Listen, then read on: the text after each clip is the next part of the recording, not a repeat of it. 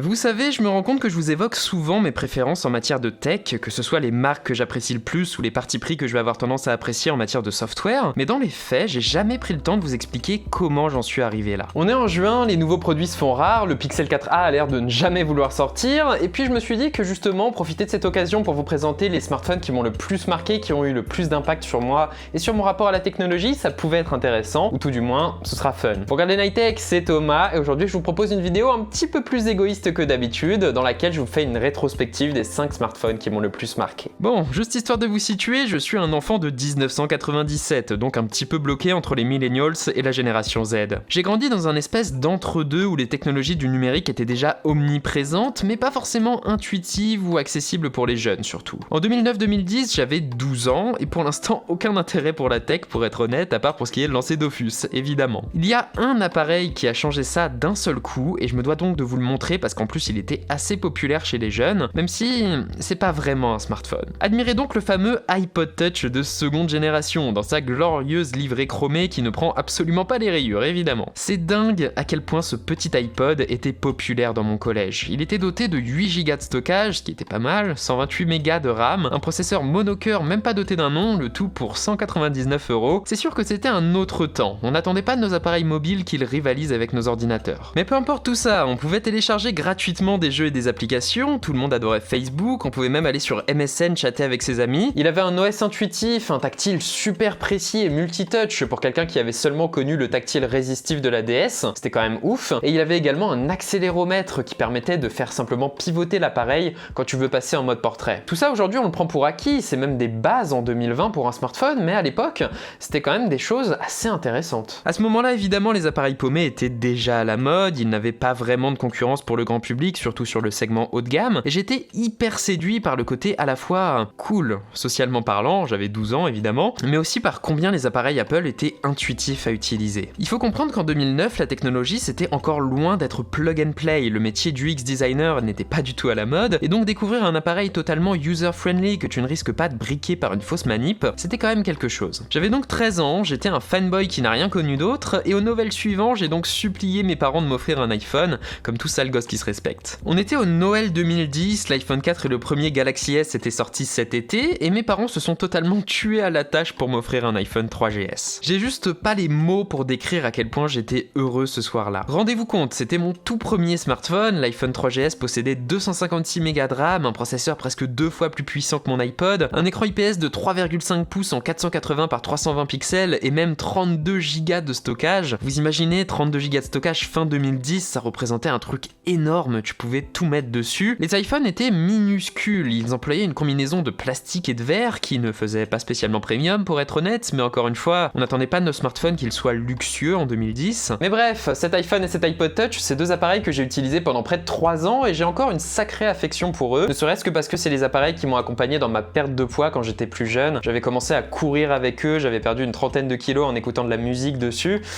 C'était quelque chose, de bons souvenirs de l'époque où les smartphones n'étaient pas aussi prépondérants qu'aujourd'hui. Et puis évidemment, je sais qu'il y en a beaucoup parmi vous qui bavent devant le skeuomorphisme d'iOS 6, la dernière version d'iOS pour le 3GS. Il faut avouer que c'est mignon comme interface, c'est vrai que c'est assez intuitif, on a beaucoup de facilité pour se balader dedans, mais je suis plus trop fan, il y a simplement trop de détails graphiques aujourd'hui. Un très bon moment en tout cas, et je pense que vous comprenez un peu pourquoi je valorise autant la simplicité du software et l'expérience utilisateur. C'est ce qui m'a accroché à ces appareils, à la technologie en général, et c'est ce qui explique leur succès quelque part. Tout ça, ça nous mène quelque part à l'été 2013, donc l'année des iPhone 5 puis 5S, et j'étais déjà un sacré geek, donc je voulais avoir un téléphone de dernière génération, mais les iPhones étaient un petit peu trop chers pour moi. C'est là qu'intervient le Sony Xperia SP, mon tout premier plongeon dans l'écosystème d'Android.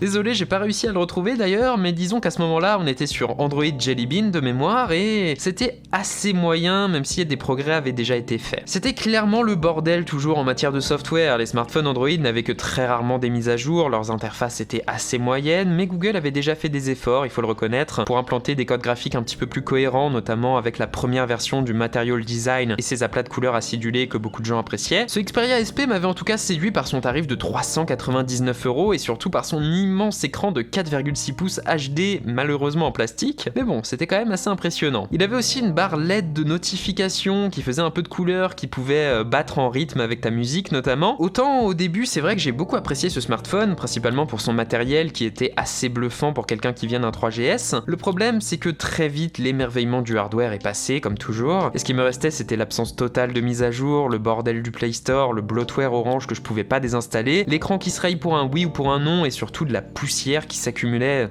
je sais pas du tout comment, sous les objectifs. Avec le recul, je pense que j'aurais plutôt dû m'orienter vers un Nexus 4, c'est clair que je serais tombé amoureux de Google beaucoup plus tôt, mais voilà, au bout de quelques mois, j'en avais vraiment marre de cette Xperia SP et je voulais retourner sous iOS, quitte à prendre un smartphone antédiluvien. Entre en jeu l'iPhone 4 justement, et regardez-moi ce petit bijou. Un petit pavé avec dos en verre et tranche en aluminium, ce design est juste génial même s'il a causé le fameux Antenna Gate. Bon, je l'ai clairement eu un petit peu tard, mais il faut avouer qu'esthétiquement parlant, il m'a beaucoup marqué et il a très bien vieilli. C'est en mon sens le meilleur iPhone sur le plan du design si on le met dans la perspective de son époque. Je suis curieux de voir si Apple va reprendre ses traits un petit peu plus carrés, un petit peu plus industriels avec son iPhone 12. Je vous avoue que j'ai pas gardé longtemps cet iPhone, donc je vais pas trop m'attarder dessus non plus, mais c'est un smartphone qui m'a fait comprendre deux choses. La première, c'est qu'une bonne construction et un design élégant, ça compte sur un smartphone, c'est vraiment important. Et la seconde, c'est que ce que je valorise le plus, c'est le software, et donc quelque part à l'époque c'était iOS. Le truc bête et qui a beaucoup handicapé Android pour autre chose que les aficionados de la tech, c'est que son côté un petit peu bordélique et expérimental des débuts a beaucoup endommagé l'image des smartphones Android auprès du grand public. Aujourd'hui ça a été corrigé, je pense pas que qui que ce soit se plaindrait s'il avait une Pixel Experience sous les doigts, mais il faut reconnaître que le mal était fait et cette mauvaise impression d'Android est restée pour beaucoup de gens à mon sens, et c'est dommage, il n'y a pas que l'iPhone qui offre une expérience cohérente aujourd'hui. Après avoir économisé pendant de longs mois et avoir réalisé que j'étais attaché à Apple, est venu Noël 2014 et j'étais donc totalement déterminé à récupérer un iPhone haut de gamme, et tant mieux, c'était l'année de l'iPhone 6. Inutile de vous dire que j'avais plus une thune, mais j'étais ultra heureux avec cet iPhone. À l'époque c'était un petit peu plus de 700 € et c'était la toute première fois que j'avais le dernier iPhone. Évidemment quand t'es en première, ça compte. C'était la première fois qu'Apple proposait un smartphone avec ce format indémodable, un écran de 4,7 pouces Retina, un processeur Apple i8, 1 Go de RAM, et surtout, mais vraiment ce design qui encore aujourd'hui ne démode pas, en témoigne l'iPhone SE. Vous pouvez dire que je suis fou, mais j'adore toujours le format de cet iPhone classique, compact, fin et résistant, avec juste ce qu'il faut de courbe pour lui assurer une bonne préhension. Je dois avouer d'ailleurs que l'époque des smartphones en aluminium me manque énormément. Pendant quelques années, on a eu droit à des smartphones ultra résistants, sauf pour l'iPhone 6 Plus évidemment, qu'il fallait éviter de plier. Mais voilà, regardez cet iPhone 6, il est encore en très bon état, même après des années d'utilisation sans coque. C'est vraiment le téléphone qui a parachevé mon amour pour la pomme. On y était, Apple proposait à la fois un hardware excellentissime, tout en proposant une superbe expérience avec iOS 8. C'était propre, j'envoyais des SMS depuis mon iPad mini, mes fichiers étaient sur iCloud. C'était quelque chose, et ça a clairement marqué dans mon esprit l'importance d'avoir des interactions entre les différents appareils, et d'avoir donc un écosystème, que ce soit chez Google ou Apple. C'est assez dingue, mais encore aujourd'hui, l'iPhone 6 se débrouille d'ailleurs plutôt bien sous iOS 12, il est assez réactif,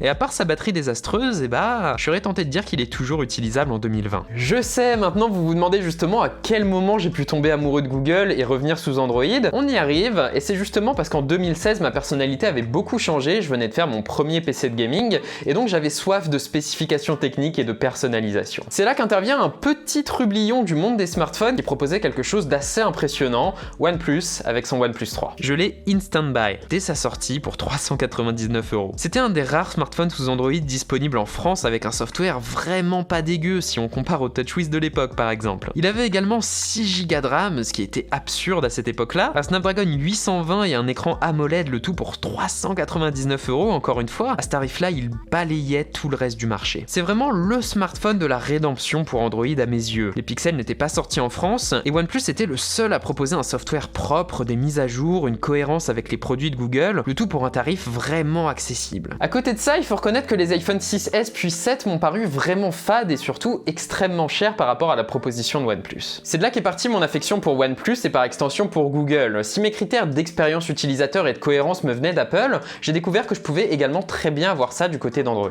C'est d'autant plus important qu'en 2016, on pouvait donc avoir une expérience presque digne d'un flagship pour seulement 399 €, et à ce tarif-là, j'ai donc également pu investir dans les premiers Google Home, dans une smartwatch, ce genre de choses, et me bâtir un écosystème cohérent chez Google pour pas si cher que ça. J'apprécie vraiment toujours cette philosophie d'ouverture et d'accessibilité qu'ont les produits Google, et ça nous mène plus ou moins à aujourd'hui, maintenant que je suis retourné chez Apple. À partir de là, vous connaissez un peu l'histoire, je pense. Je me suis beaucoup attaché à Google, j'ai pas mal transité entre OnePlus, Essential et les Pixels, et me voilà aujourd'hui revenu chez Apple. Bref, que je le veuille ou non, c'est vrai que je suis plutôt lié à Apple dans mon rapport à la technologie, c'est eux qui me l'ont fait découvrir après tout, et je les apprécie toujours autant, même si je sais intellectuellement personnellement et par expérience que je peux très bien avoir la même chose du côté de chez Google. Mais voilà, vous savez à peu près tout. Pour le coup, n'hésitez pas à me dire dans les commentaires vous-même quel parcours vous avez eu en matière de technologie. Je serais assez curieux de savoir si nos expériences se recoupent. Ça pourrait être assez intéressant. Et puis comme d'habitude les gens, vous savez quoi faire. Si cette vidéo vous a plu, le j'aime, le commentaire, l'abonnement et le partage, ça fait grandir notre toute petite chaîne et c'est toujours aussi sympa de le voir. Et moi je vous dis à la prochaine les gens.